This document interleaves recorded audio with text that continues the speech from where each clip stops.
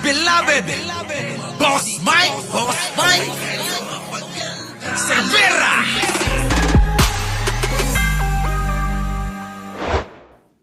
Sa Korte Suprema ang kampo Oo. ni VP Sara para questionin ang impeachment laban sa kanya. Oh, medyo mahina mga kababayan, volume nyo.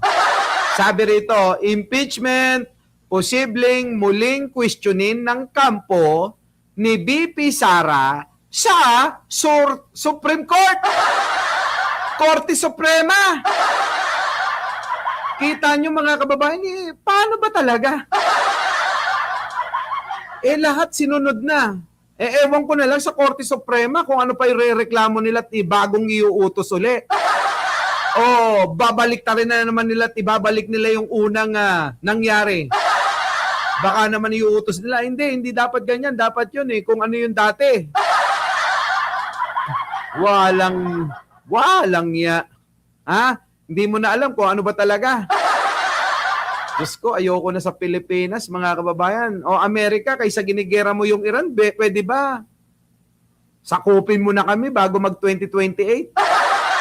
Diba? Delaying tactics, sabi ni Benji Bernardo. Rebecca Carabay. Okay ba sa inyo? Bago mag-2028. Baka pwede. Kaysa nag-aabala ang Amerika sa paggigera sa Iran, sakupin niya lang tayo. Grabe, no? Ayoko naman sa Iran. Ano ka ba? Si Benji Bernardo, Iran talaga. Dito lang. Ay, nako. Sige, tuloy. Eto na. Ano na nangyari? Posibleng muling dumulog sa Korte Suprema ang kampo ni VP Sara para questionin ang impeachment laban sa kanya. Live mula sa Batasang Pambansa, nangungun sa balita si News 5 House Correspondent Marian Enriquez. Marian, Nako. anong nais questionin ni VP Sara sa SC? Kita nyo, may pa-question pa talaga. Grabe kung Mitchell girl, kung ayaw mo kay Sara, mas lalo na ako. Diba, Marites Musni? Kung ayaw nyo mariligutan, mag-like muna kayo. Diba? Walang hiyang talaga sa pagmumukha sa bawat Pilipino yang hayop. Gagalit si Sara doon. Nakaw! Nanggigigil na si Marites Musni Cheryl Singayon. Buti pa si Cheryl. Sige tuloy. Bakit? Yes, Jiggy, paniwala ng legal team ni Vice President Sara Duterte lumalampas na ang House Justice Committee sa kanilang mandato sa impeachment proceedings laban sa Vice. Ayon po, Kita mo, lumalagpas na naman daw. Ay, nako, grabe. Paano lumalagpas? Kayo nga yung nagkukulang, Arthur Taroy. Nagkukulang ang kampo ni Sara Duterte sa pagpunta o pagdalo diyan sa ginagawang hearing. Wala kayo. Ilang beses na kayong pinapatawag, pero kayo wala ngangay. Tapos ngayon kasalanan pa ng Kongreso. Babalik ta rin na naman yung sitwasyon para sabihin na si Sara kaya nagkakaganyan kasi may mali sa proseso na naman. Sinunod na nga. Utos ng Korte Suprema yung pamamaraan. Ay, nako, wala nang maisip si Sara, Boss Mike, ginagawang laruan ng SC. Yun na nga. Ayaw ko rin kay Sara. Parehas tayo. Partida, 6 pa ang lawyers. Diba? Mas lalo na ako. Sino may ayaw? Pakipress 1 sa mga may ayaw. Press 2 sa may gusto. Mga dides, pagkakataon nyo ng bumoto. Ewan ko. Oh, sige, tuloy. Okay, Attorney Michael Powa, dapat nakatutok lang ang komite sa pagsuri sa mga reklamo at naka-attach na mga ebidensya para matukoy kung may probable cause o sapat na basehan para umusad ang mga reklamo. Pero ang ginagawa raw ng komite parang mini-trial na. Tanong ng kampo ni VP Sara, bakit kailangan pa raw ipasabina ng komite ang mga dokumento at ilang personalidad? Dahil daw ba walang sapat na ebidensya? Hala, takot ka lang! Question niya mga kababayan, bakit kailangan daw ipasabina yung pong mga dokumento? Siyempre para makita, transparent nga, di ba? Di ba, peace off? Grabe si Sara.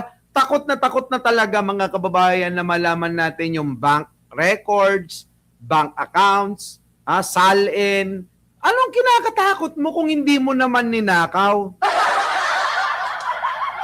Tama ba mga kababayan ko? Ano ang kinakatakot ni Sara kung hindi niya naman ninakaw lahat yun?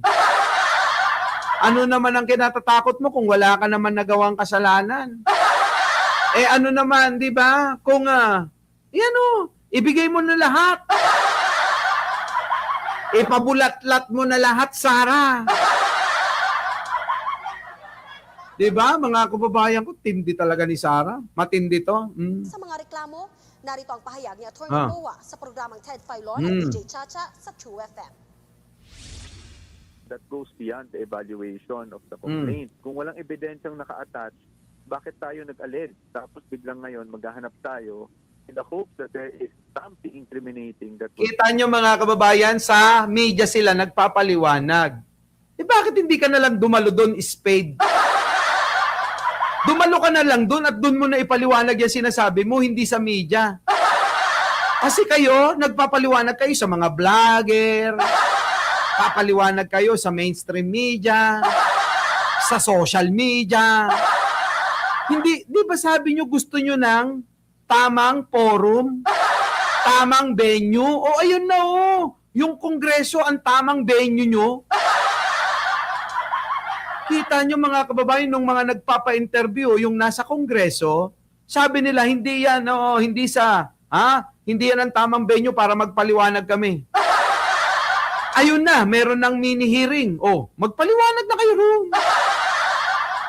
Pero ayaw pa rin talaga, inang talaga. Diba? Bloodbath na Sara.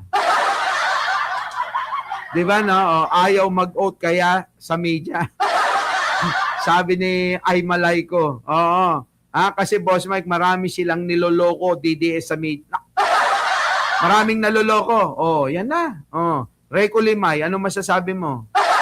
Sabi ni Arthur Taroyo, ano yan? Idol di matauhan, mga DDS malaking sagabal sa bansa ng Pilipinas ang mga dutae, gera dati, ng Russia at Ukraine, nagmahalan din ang gasolina. Tama, panahon ni Digong.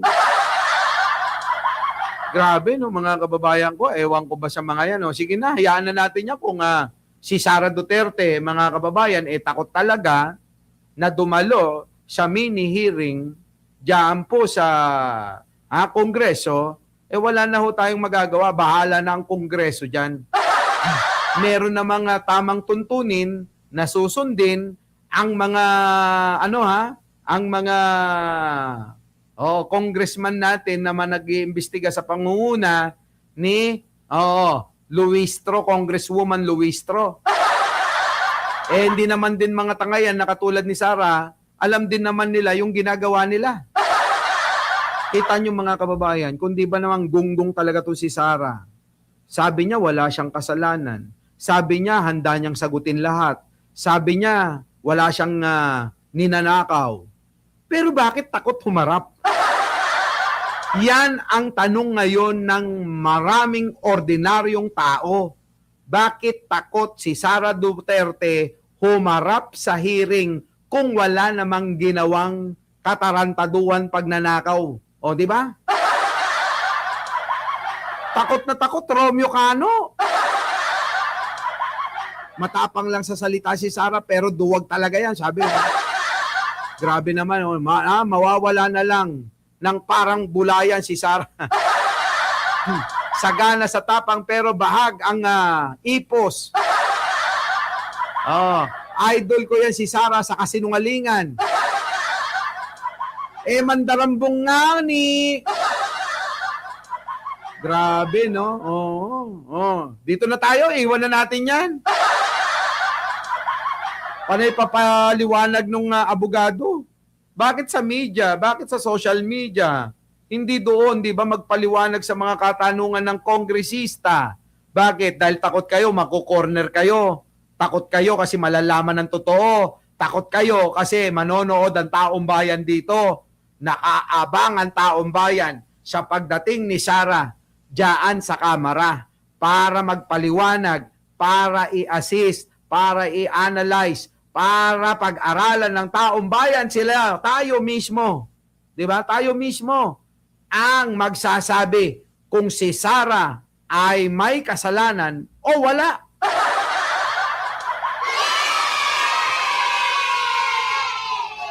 Ayaw. Oo, Joel Macalinaw. Madina Apo. Apo na, iti takrot na. Oh, di ba? Our beloved Boss Mike.